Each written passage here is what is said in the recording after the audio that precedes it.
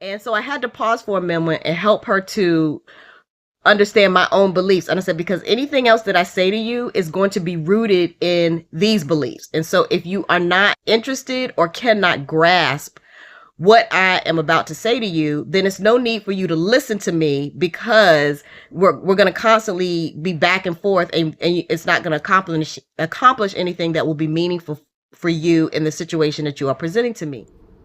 Today is Wednesday, January the 1st, 2025.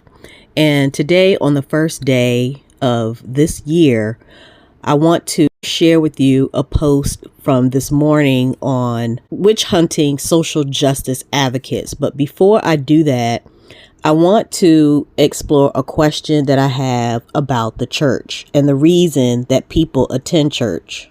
Although the message of this video can be taken together with the Central Casting and Christian Network's videos that I posted within the past few days, what I'd like to do with this segment is to pull together two videos from 2023 and 2024 together in hopes of receiving the kinds of answers or responses that I am looking for.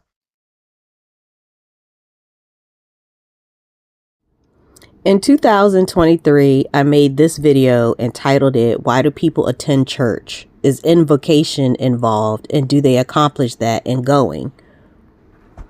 It's always interesting to me how often I have to remind people that the person called Jesus in the Bible was not a Christian. Christianity did not even exist until 300 years after he was born.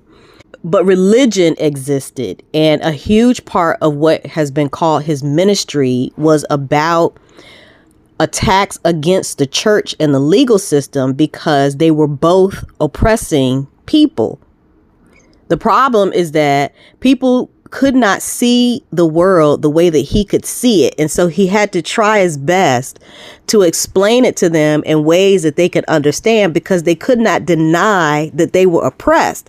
And so his question was always, who do you think is oppressing you? Why do you think it's God or some entity beyond your tangible reality?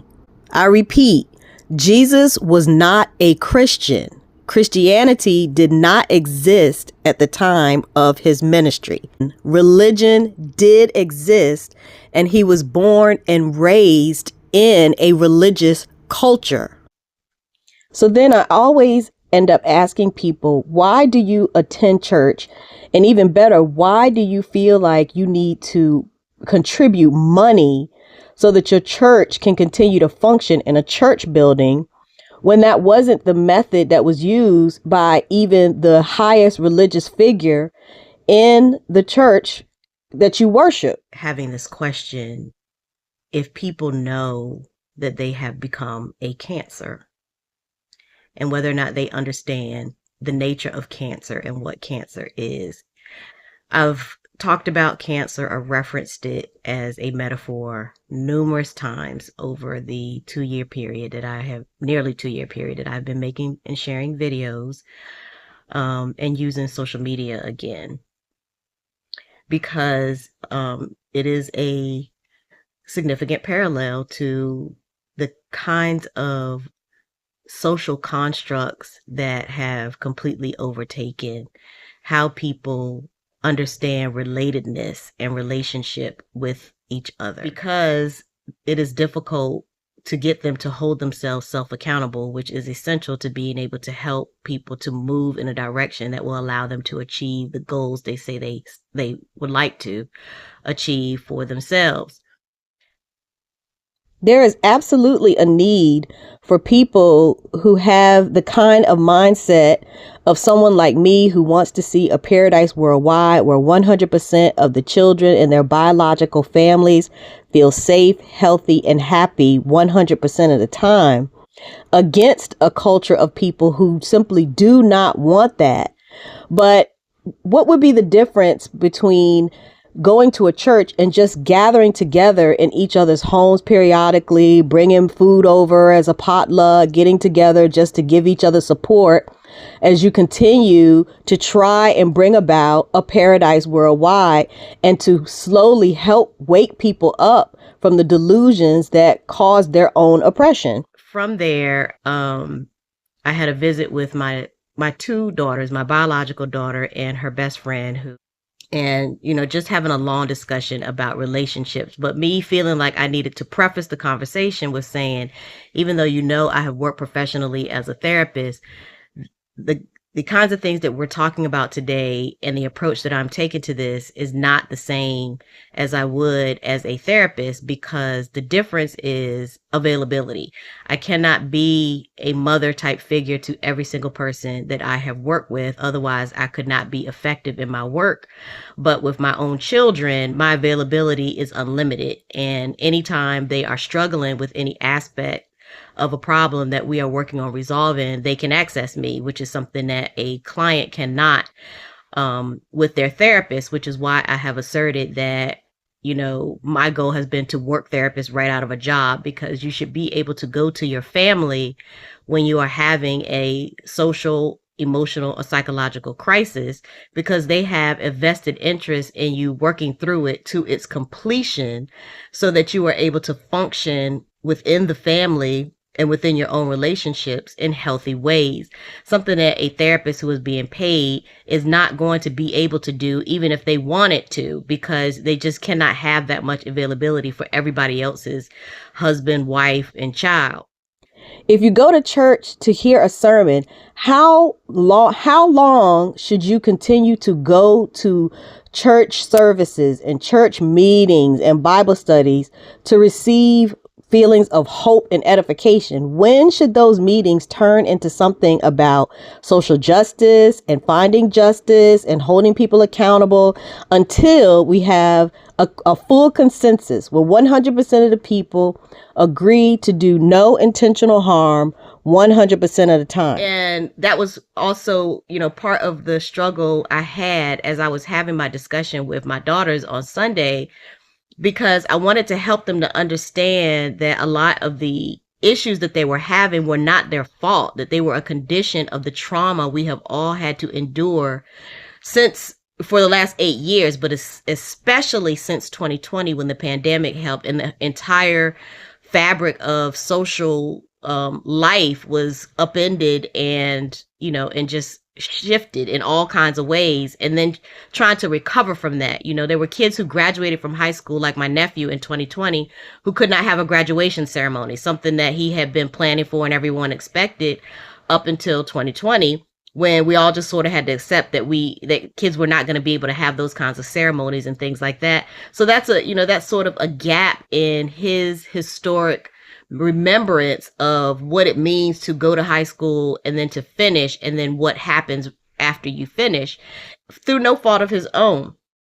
And what I said to them is, if we are ever going to come to a place where your grandchildren when you relay what has happened over the course of the last 4 years since 2020 to them, and what you had to overcome and what was happening and what was going on in society, that it would be so outrageous that they couldn't believe it, then it has to start now, because Gen Z has already started to have children.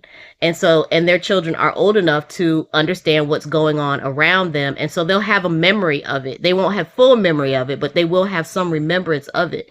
So if their children are to be born in a time when the world is so much better, that to explain to them what has gone on since 2020 or even since 2016, they wouldn't be able to believe it. It has to start right now, which brings me back to the earth is dying, because we are going so far in the opposite direction of where we need to go that I don't see how that would be possible. And the same things that people are complaining about in 2024, Gen Y, the 40 somethings who, are a real target for me, because they're tremendously problematic right now. But Gen X had the same complaints. The baby boomers had the same complaints. And so if we're going to have a shift, you know, they say the definition of insanity is doing the same thing the same way and expecting a different outcome. So if you expect to have a different outcome, you have to at some point start to think about things in a different way and to do things in a different way. But that hasn't happened. Even with the glitch in the matrix in 2020, leading up to now, 2024, people still don't get that you have to do something. Everybody went right back to what we were doing before the quarantine, as if that is going to do anything to resolve the issue. The only thing it will resolve is your sense of a restoration of the comfort you felt in the traumatic system that we had all been sort of lulled to sleep in, that most people woke up from in 2020. You know, there were lots of people who were like, wow, you know, society is still functioning. I'm still able to work a job and get things done without having to go to an office from 9 to 5. You know, or go to school or to learn without actually having to go to a building for 7 or 8 hours a day. So people were actually able to see that, you know, we can be at home and live with our families and still be able to do what's necessary to contribute to the whole of society, which is a lot healthier for everyone. But then we turn right around and there was this push to get everybody back to work, back in offices, back in schools, back in buildings, back away from home and their families.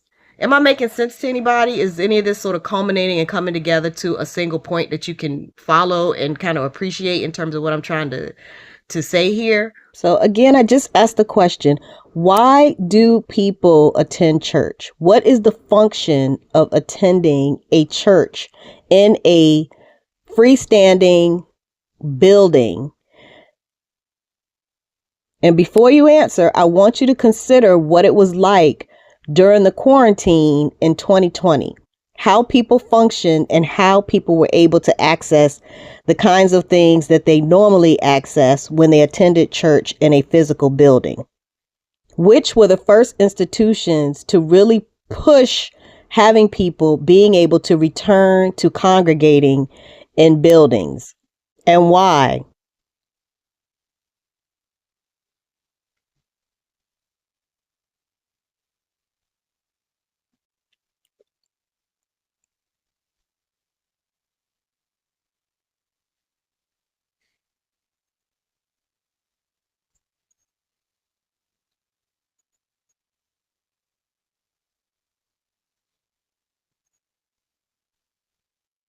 So, you know, part of the other discussion that we were having was about who you trust to provide wise counsel and to, you know, support you when you are struggling with understanding how to get out of a conflict or get through a barrier that is blocking you from achieving a goal that you know is realistic and meaningful, not only for you, but for all the people involved. Have you asked your therapist what their beliefs are about how people change? What do they believe is necessary for people to be able to change? To be honest with you, it offends me when I ask them questions that are specific to them and their situation, and they want to tell me things like, well, I want to do what is pleasing to God. Okay, well, I understand that. But what, in your mind, what is that? What does that look like? And so when they then fall back on quote unquote Christian counselors, for example, if they too are saying to them, trust God or just pray, and you aren't coming up with any kind of actionable plans that will help you move towards change, the kind of change you need, not only in your own life, but in the lives of the people who are impacted by you, then we stay stuck in the same situation, which is exactly the goal. That is exactly the goal. It also offends me that they constantly will say to me, especially women and my own daughters, would say to me, you know, I want to do what is pleasing to him, the him God.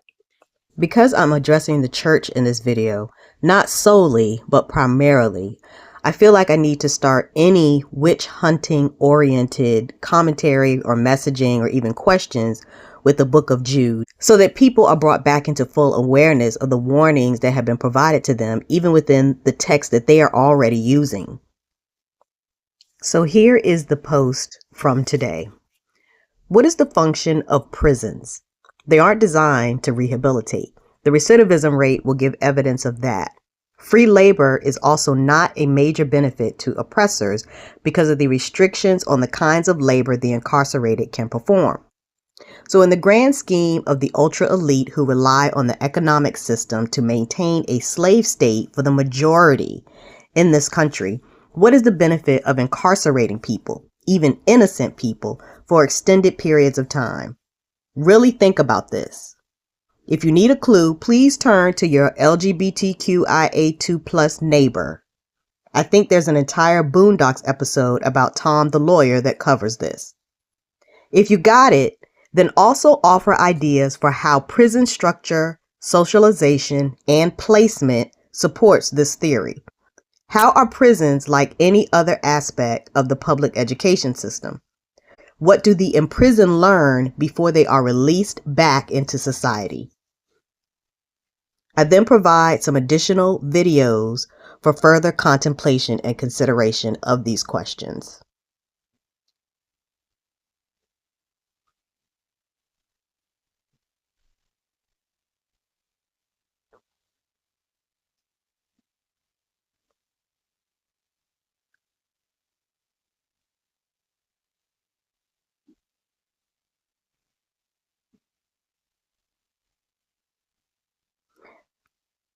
I also share screenshots of 1 Corinthians 6 and 7 from the Message version of the Bible, which is one of the versions that is used for prison ministries. What kind of ministry was Paul's ministry? Because I'll remind you that he was not an original disciple, was a self-proclaimed apostle, and was constantly imprisoned. And so I had to pause for a moment and help her to understand my own beliefs. And I said, because anything else that I say to you is going to be rooted in these beliefs. And so if you are not interested or cannot grasp what I am about to say to you, then it's no need for you to listen to me, because we're going to constantly be back and forth, and it's not going to accomplish anything that will be meaningful for you in the situation that you are presenting to me. And that is that God has a wife who he calls mother. And let me make sure I pause right here, because God's wife is not his mother. He is saying, as your father, listen to me. You helped to put away your mother. And I want to be clear about that. And she asked for the scripture, and I said it's Isaiah 50. In Isaiah 50, God clearly is saying that, I'm upset that you have disrespected my wife. You won't refer to her as my wife. You won't acknowledge her as my wife, and you won't even acknowledge her as your mother. And then he begins to admonish men specifically. And then you have to understand that, because it's a paternal book. It's a paternal preaching. It's a paternal religion. And so he's saying, if you're going to be a man, then first of all, you haven't even acknowledged my wife or your mother. And within that context, the way that I tried to help her to understand that is that there is no person who is not unfamiliar with nature being referred to as mother, which is different than like a Mother Africa, which is one continent on one planet. Mother Africa, or a mother continent, is not the same as Mother Nature, that nature being the mother of all living. There is nothing that is natural that is not alive. If it's not alive, it's not natural. It's not from it may have been made from something that was natural, but it is no longer natural because it is not living. Which brings me back to my point of the only two sides there are, which is life or death. You have to choose which one you want to be part of, and who your father is and who your mother is. But it was also important to have this conversation with them, because it's as if people do not accept that all human beings have a biological mother and father. And if you think about that in the context of how some of the scripture is written or interpreted, especially the prophets like Isaiah or Jeremiah or Ezekiel, how frustrating it is to try to teach or to help people out of social challenges that they're having when they won't acknowledge a mother. Like, I can't give you the full perspective if you are unwilling to accept a mother within the frame of your godly voice. It's always, I have to do what's pleasing to him. Well, what about what's pleasing to your mother? Is that important at all? Do you think that your mother has any concern about your well-being and your health and your happiness and your safety and protection? Do you believe that your mother has the capacity to protect you, to lead you, and to guide you? And if so, why can't you acknowledge what will be pleasing to her? Because if you can be pleasing to both your mother and father, you have a better chance of being successful in your own relationships. Because you have two perspectives. And those two perspectives should lead you into a healthy relationship with your eternal partner, who should be either your husband or your wife, the other perspective.